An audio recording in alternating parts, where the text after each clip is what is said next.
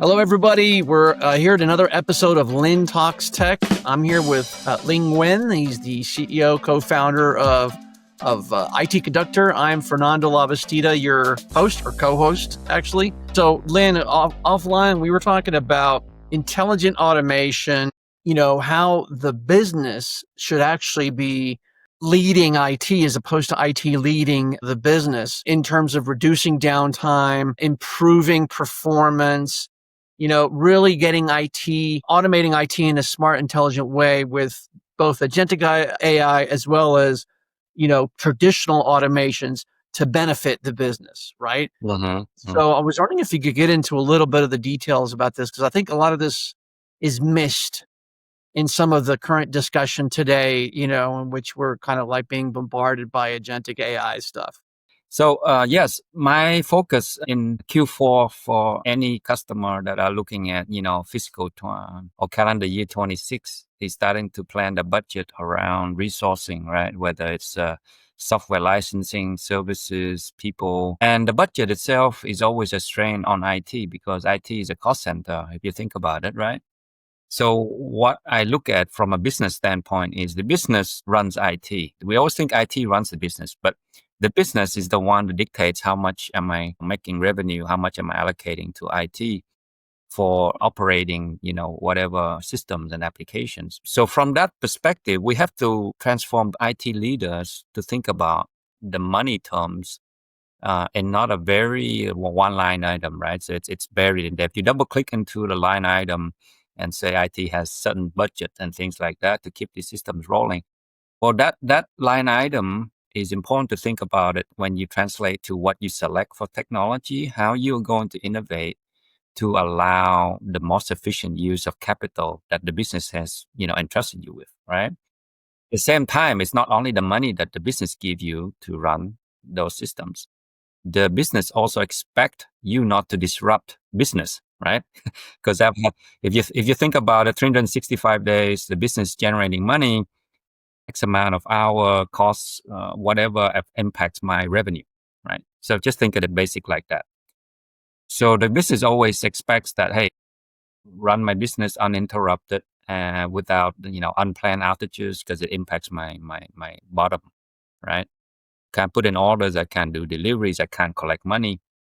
So IT will have to align with the business and say, business runs IT, I give you this budget, you IT can use this budget as long as it serves my overall business objective. That's always been the case. But again, so when we think about technology like agentic AI, automation in isolation of that, we start missing what we call ROI, right? Business always say, hey, if I give this, can you justify spending on this, on that, and that? Your initiative, your projects, how do I justify ROI? In my planning, it's always about three things, right? So first is the labor. So how many people do I need? Labor. And then there's also what are the resources? So whether it's software, if you run and you're depending on software to deliver services, what are the software licensing costs of that, right? And then the business output will be, well, okay, I have my licensing costs, I have my people costs. I also will have so-called the other side of the ledger where I say, well, how much do I save? So now my cost, but I look at my saving.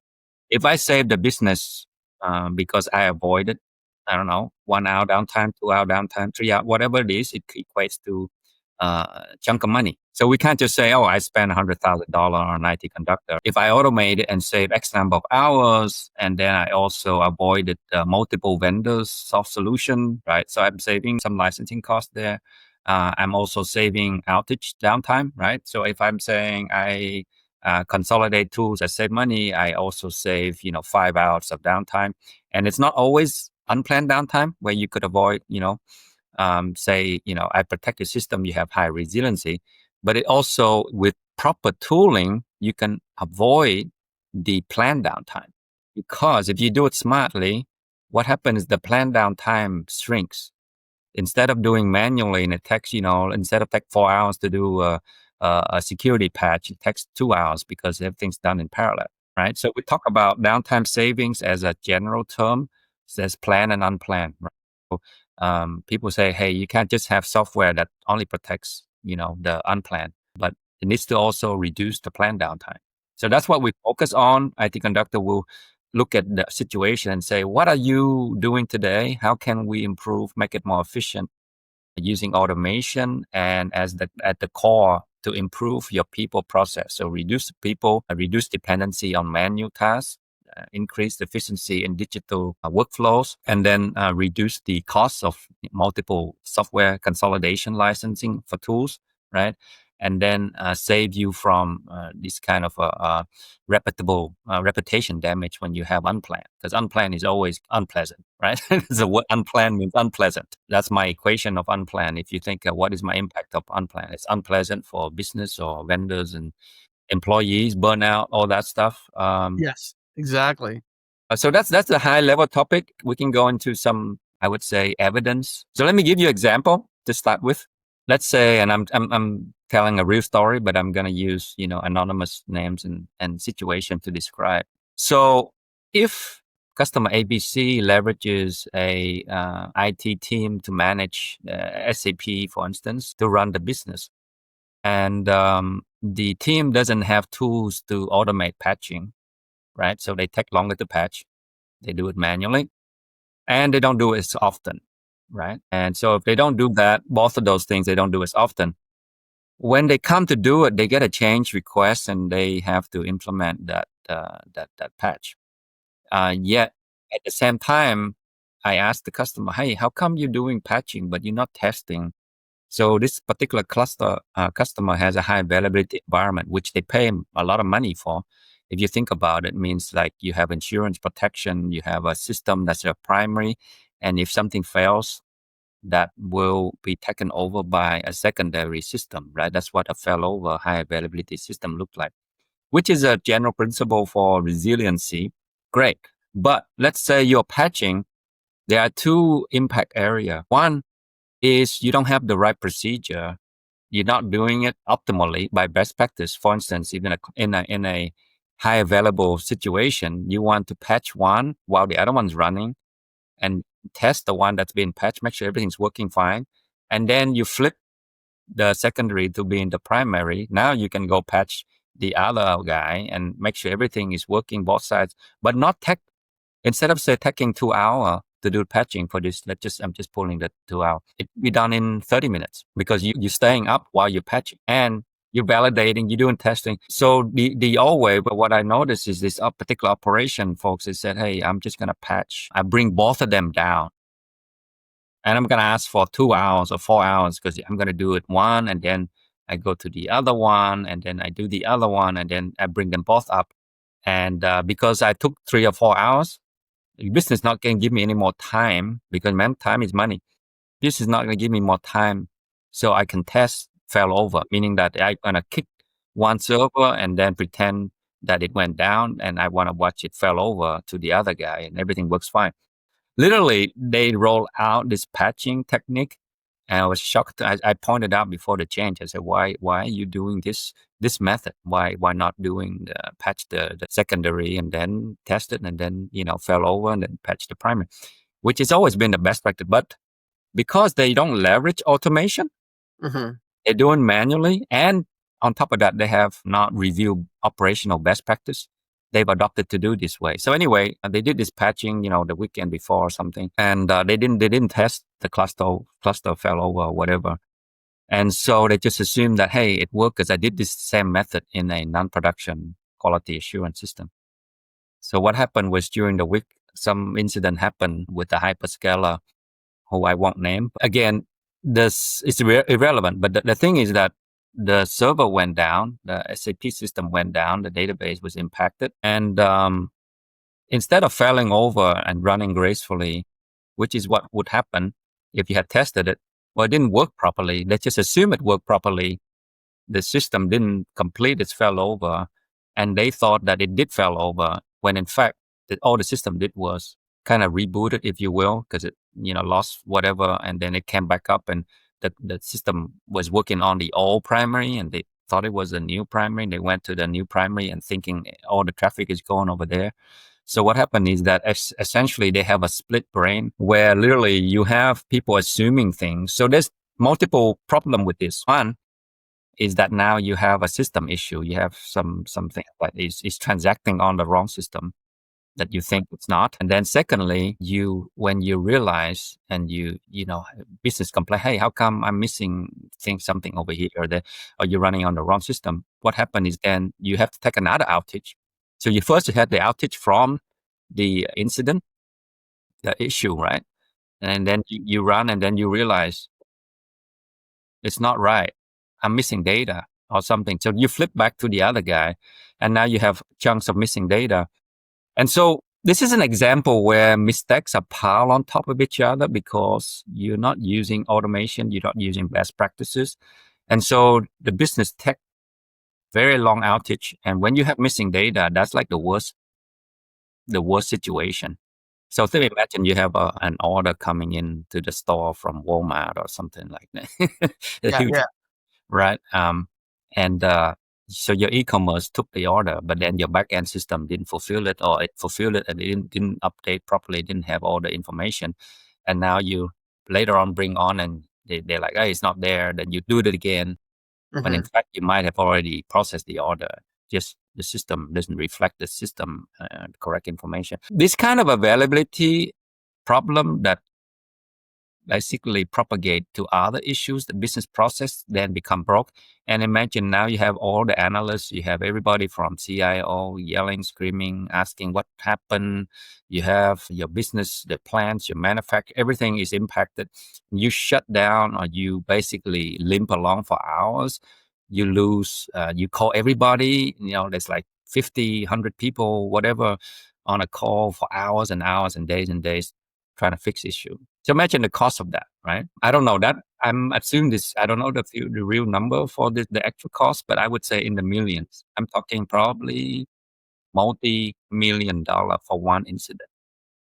Okay, in both resource plus loss of data that had to be manually reconciled, loss of customer trust, lots of vendors, partners, whoever is impacted because now they don't trust the data. So if you think about that from an automation, how would it save? So if, first of all, the problem is if you're not monitoring, you don't know who's active, right? Let's say you have two guys.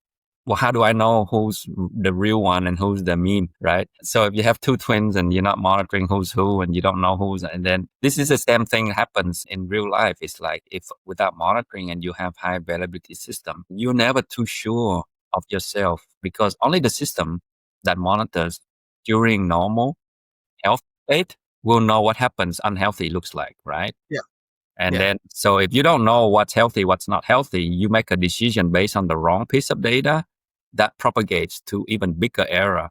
And so there's one we talk about is the monitoring. If you don't have monitoring, you have your data, you can't trust the data. So now you're not data driven.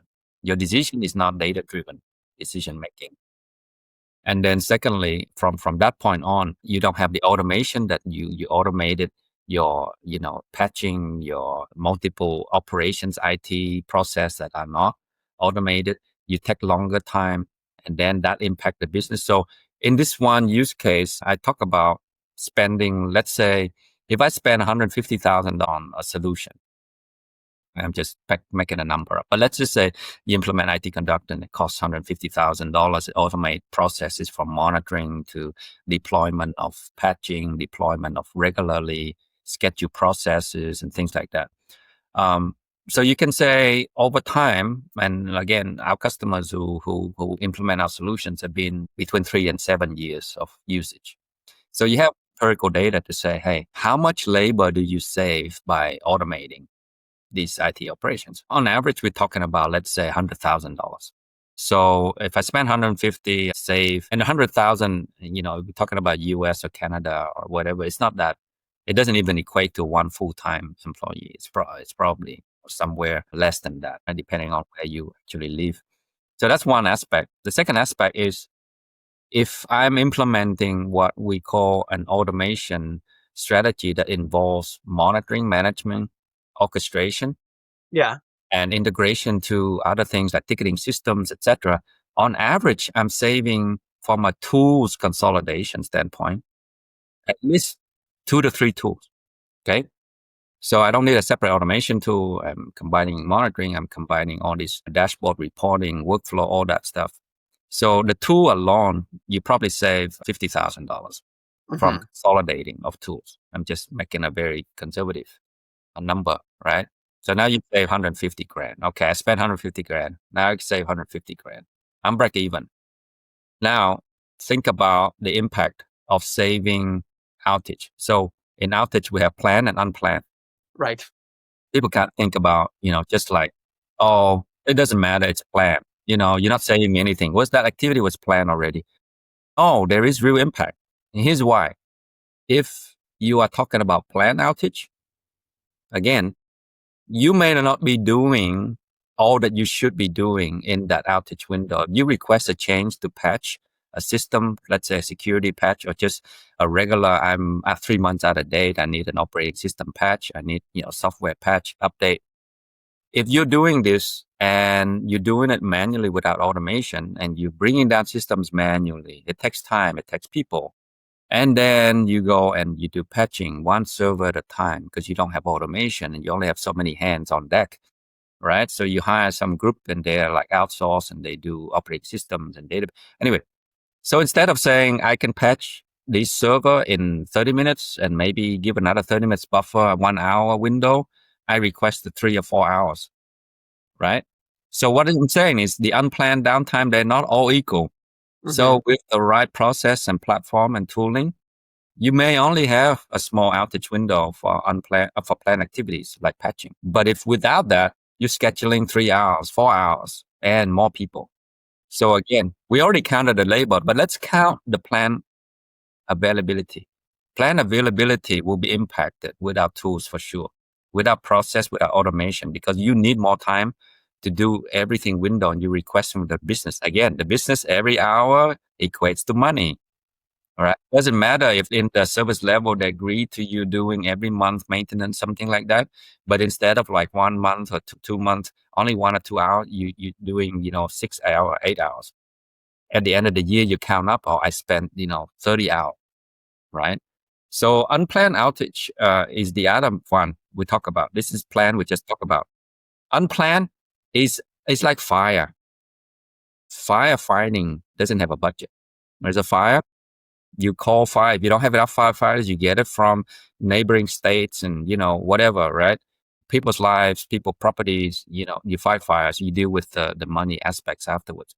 So think about that in an unplanned outage. So if you have an unplanned outage for whatever reason, whether it's, hardware, software, configuration, or just human error, whatever it is caused it, if you are preventing most of these because you have best practices, you have ability to catch system issue before they become an outage. And I give you another example with this. So we had a customer and they have our monitoring and we implement automation for reporting, notification for the critical resources. And critical resource might be like my capacity and my file system. If it's filling up, no, we tell them. So we told them, okay, your server, that file system is running out of space. It's reached 80%, blah, blah, blah. And then we tell them again at like 85 or 90%, giving a red alert, blah, blah, blah, right? So if they don't do anything about it, because operation is too busy doing manual things and not paying attention to the important things, what happened is they got to it late and it reached 100. So an actual customer actually reached 100% and then complain like, why didn't you send alert? No, we sent you alert multiple times over several days, if not week before this, right? And you were too busy doing whatever. So this is the impact of I'm too busy. Everybody looks busy doing things, but are they doing the smart thing, the efficient thing? No. Then they either ignore the alert and didn't do anything about it, and because they didn't implement the full automation. When we say full automation is I can detect the file system, but what do you do if I tell you it's full? You will have some script, you have some run book where you go in and you say, I will archive out this data, I will delete it, or I will copy it somewhere and free up the space, whatever. Like your laptop hard drive, it's full. What are you going to do? You're going to delete stuff and clean it up or back it up or whatever. Anyway, we can automate that. Conductor can say, hey, you know what? It's 70% run auto backup or auto delete, auto archive, do all that stuff, right? If you don't do that full automation, all you're doing is just getting alert, and then again, you ignore the alert.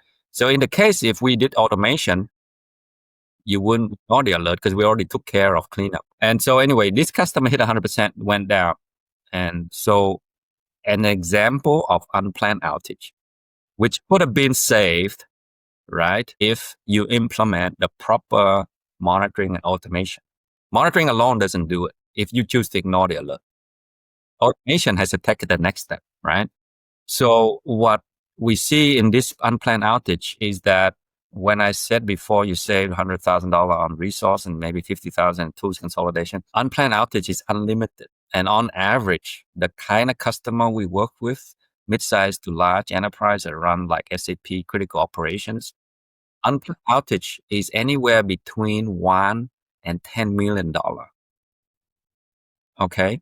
On average, there's always some that are just like small impact. Okay, a couple of thousand, but there are some really big ones. The one I described to you about, maybe data loss, system went down, they went on the wrong.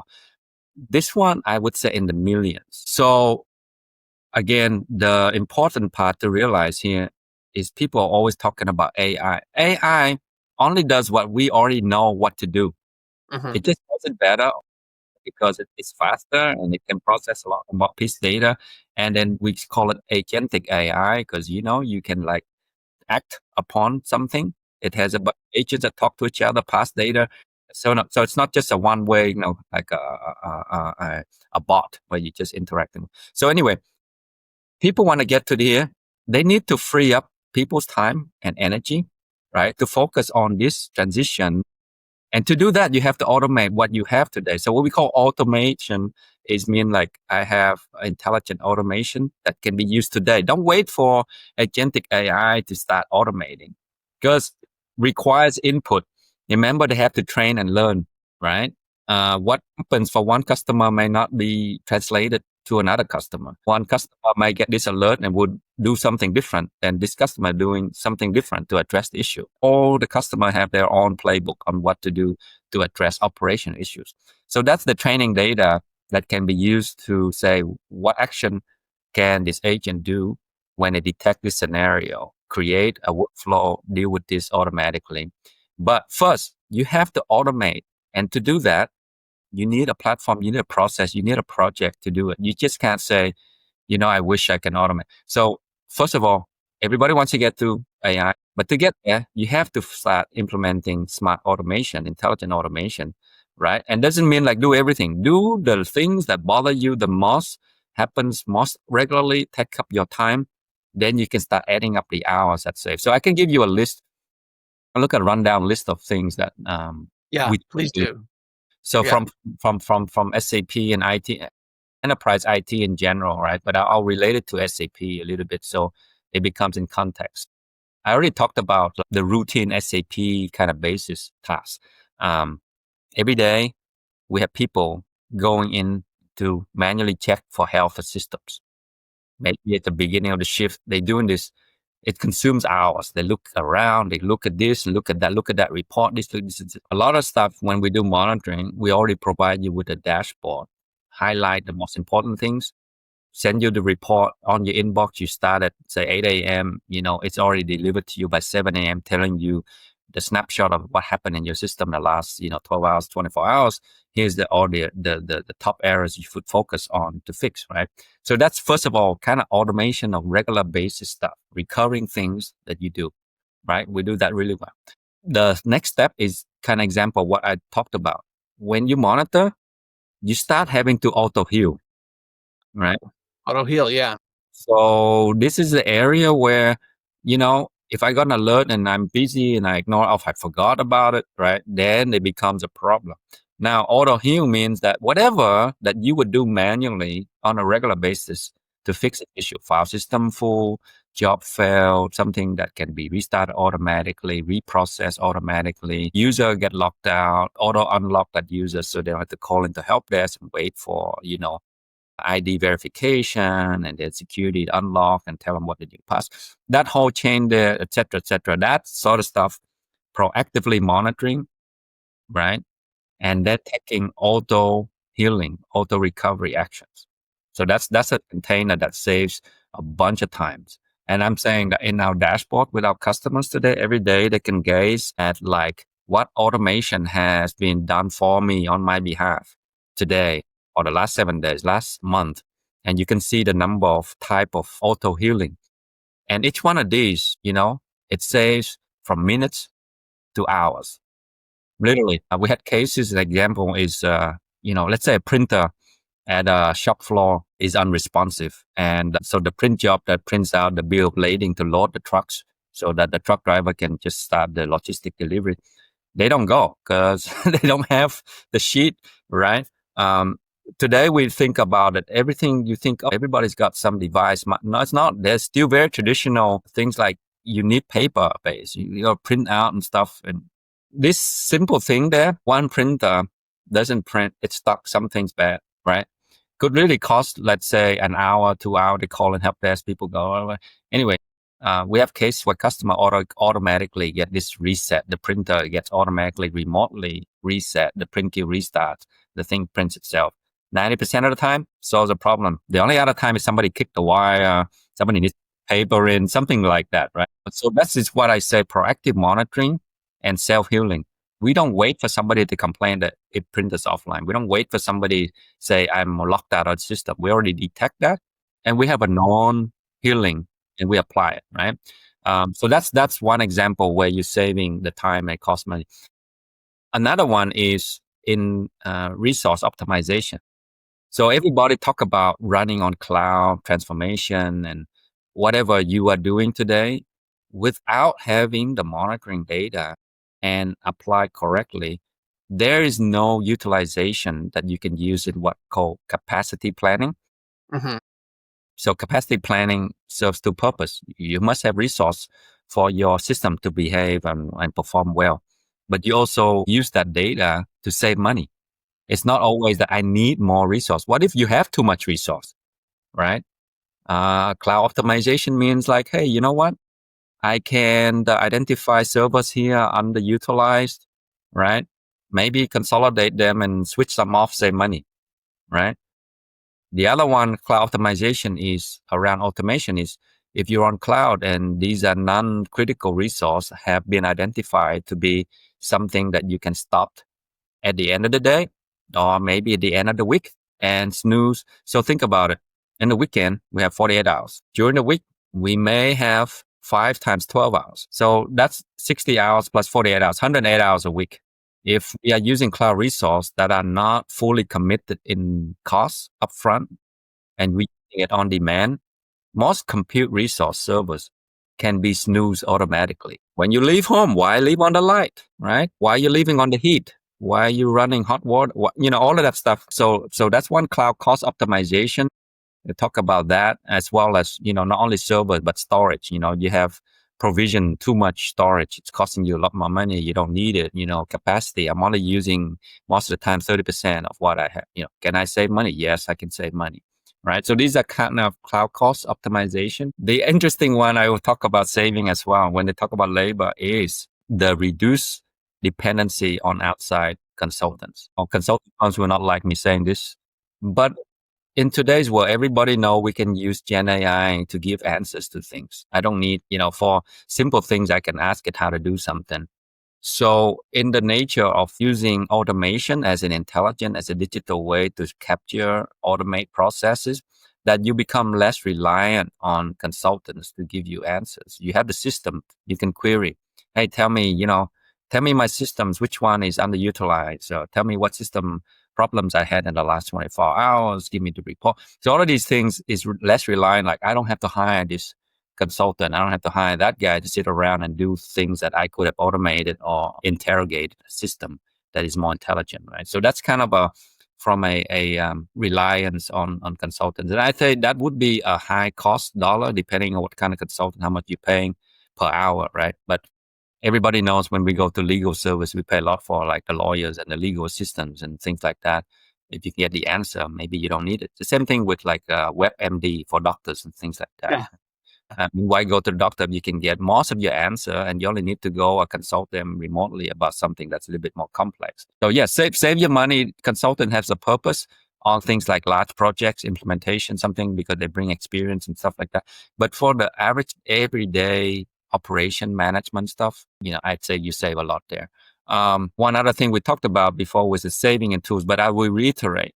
In general, when IT-Conductor, we talk about SOAP platform. It's a service orchestration automation platform. It does everything from monitoring to integration to self-healing to being able to deploy resources, like, for instance, use infrastructure as code automation to deploy servers. So as a whole platform, you are looking to consolidate tools.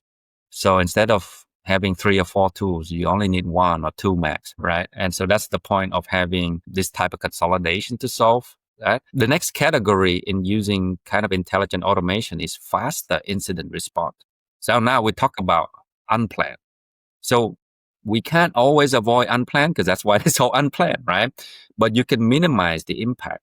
So in the example, if you have data at your fingertip, if the server went down, the application goes down, the users are impacted, the business process are broken, what are you going to rely on first? Do you just ask randomly a bunch of people what happened? What happened? Wouldn't you prefer to have a dashboard, to have a root cause trickle up, right? With a couple clicks, see what the problem was, when did it started? So you chase the root cause automatically by having that approach, as opposed to like, let's get on a huge, Teams call and bring in this group, that group, like 20 people just to figure out and discuss and argue about what happened. Right. So we want faster incident response, right? Because the issue is impacting the business. Faster incident response means you need data, you need accurate data, you need things that make sense that you can say within minutes, not an hour, not 30-minute call with 20 people from 5 groups.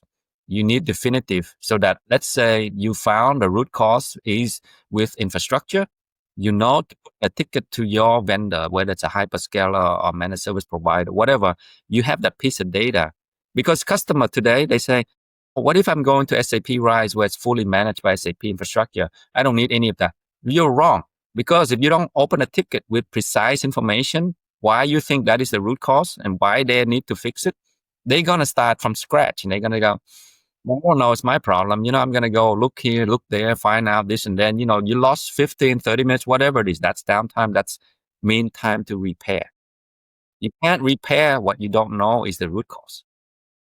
Okay, so that's one other thing is a faster incident response there. How does IT-Conductor get access to that data?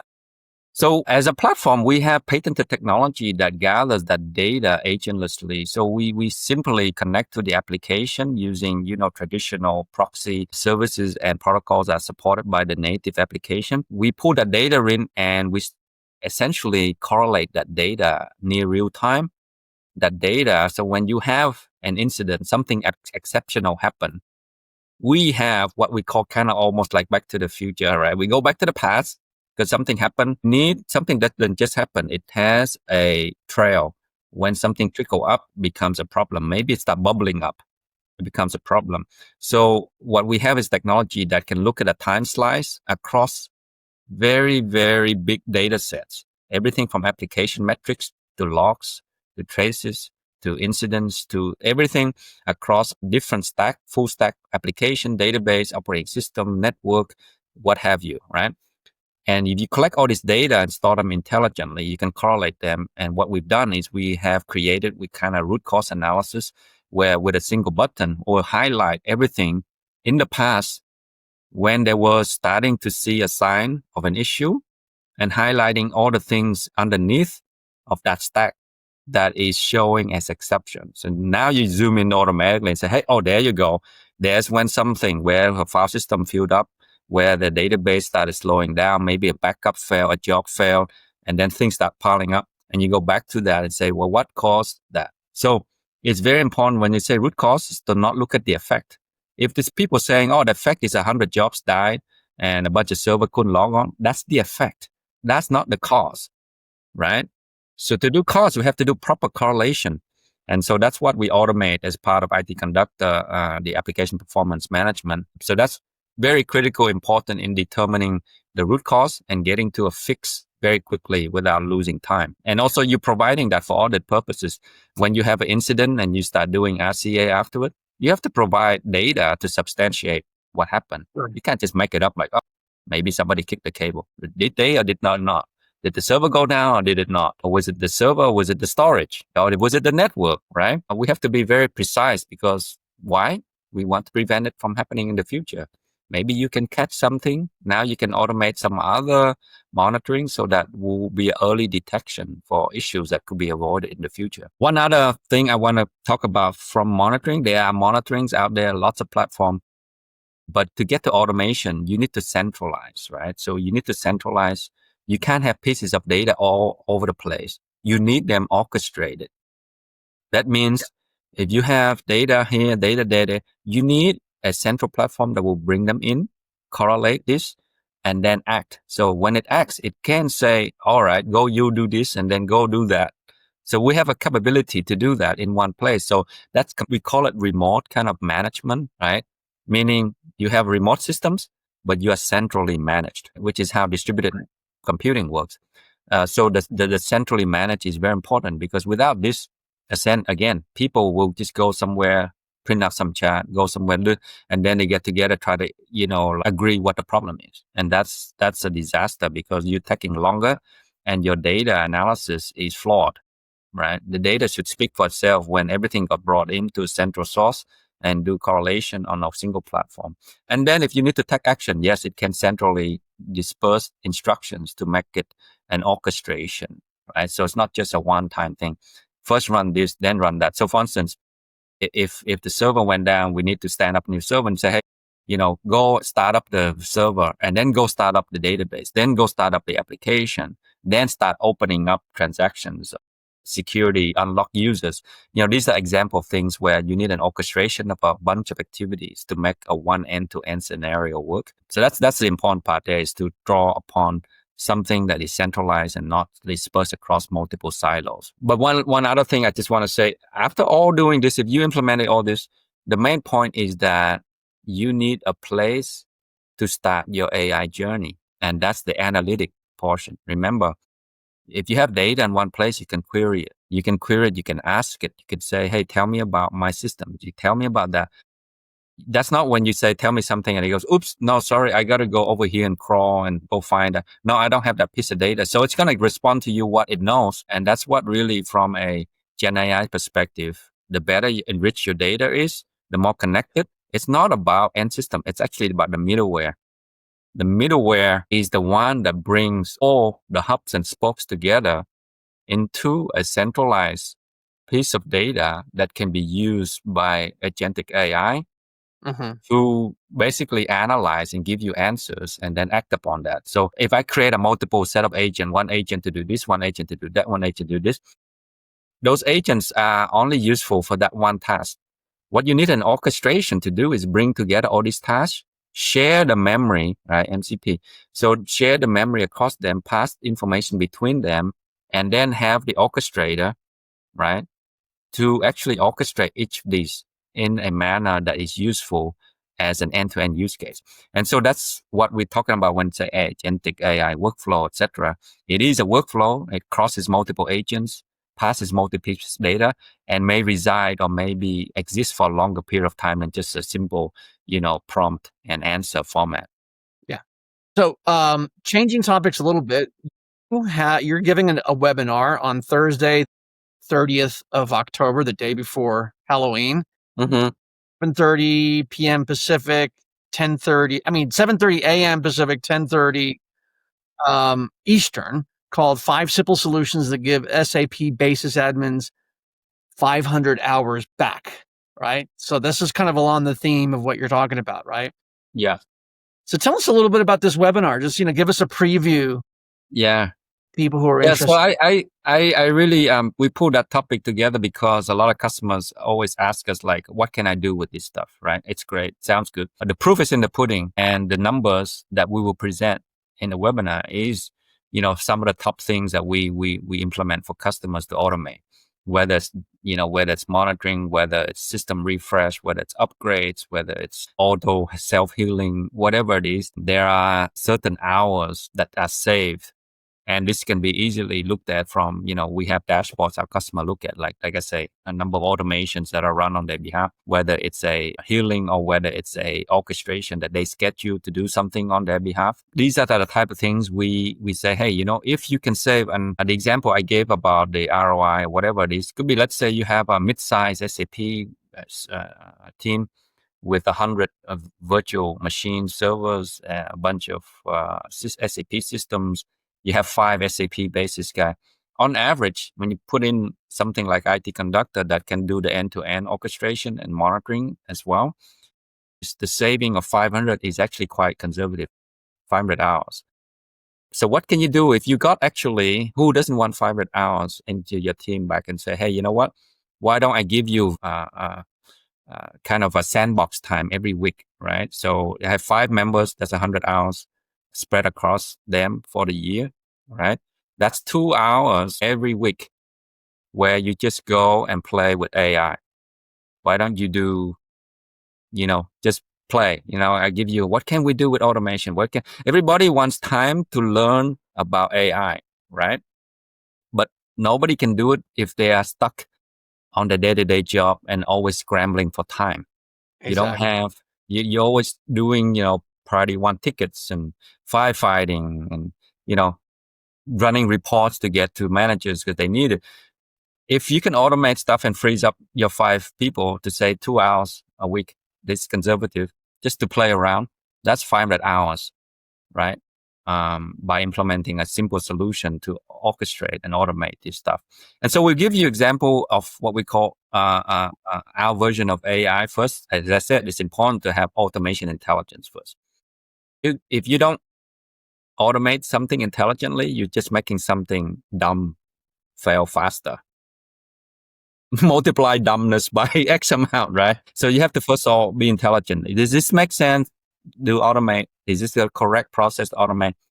Implement that. And then when AI comes along and say, hey, can I take this and multiply it tenfold? Because I can apply more data to it. I can, spread it out and use more versions through agentic AI, have different agents do things. And then I can even build this massive orchestration scenario more when I have, instead of 5 agents, I got 100,000 agents that do very little things. And then automatically when you ask it, hey, tell me how I would go and patch my servers that are at least a year old, that are on the software version that are loaded. So then it gives you this list. And then you say, okay, well, find me the patching or the software upgrade automation that can go and patch these, and then create me a change request that will actually put this automation in there. And once it's approved and through, change board review, we'll actually deploy that change automatically. So this example where I would say saving 500 hours gives you back time to do a lot of cool things that I think we want them to be able to be empowered. Remember, a lot of business get the AI influx of like, we need to improve our business and make things faster for marketing and sales and all that. But then IT is looking like, what? We're implementing system. We're not getting AI for ourselves. How do we improve our operation? Right? So I want to focus on like, how does IT gain their money and time back so they can invest in themselves to learn and apply further technology innovation around Gen AI and all the things that come along with that. Yeah. And so the webinar is on the 30th of October. That's a Thursday, the day before Halloween, 10:30 a.m. Eastern Time, 9:30 a.m. Central Time, 7:30 Pacific. You can go to itconductor.com/events. Yeah. And you'll find the information there, and you can sign up right there for the webinar, and it's going to be great. Yeah, and we'll definitely talk about AI for sure, and we work on a lot of different things there to improve how we automate. So for sure that we think it's important enough to highlight that. Start with your basic traditional automation, but that will elevate you and prepare you for the agentic AI. And I promise you, the day before Halloween, it's intentionally done. So, you can go trick-or-treating the next day with your kids. It's happened to be Friday the next day, right? So we want you to be able to get this value and then think about, hey, what if I could get more hours back and doing more things I actually enjoy, like innovating, learning things, and applying that to my business. It's going to be fun. Okay, great. Thank you so much, Lynn, for this overview of intelligent automation. And we will see each other in the next episode of Linh Talks Tech. All right. Thank you.